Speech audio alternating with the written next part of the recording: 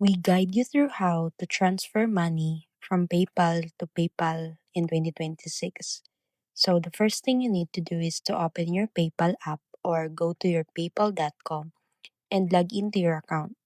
Then, from the home screen, tap or click on Send or Send and Request.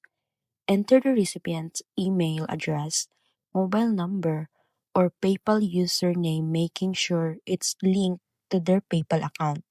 Choose whether you're resending or sending a friend or paying for goods and services depending on your situation. Enter the amount you want to send and select your payment method, such as PayPal balance, linked bank account, debit card, or credit card. Noting that cards may have fees, review all the details carefully, including the recipient name, amount, and fees if any.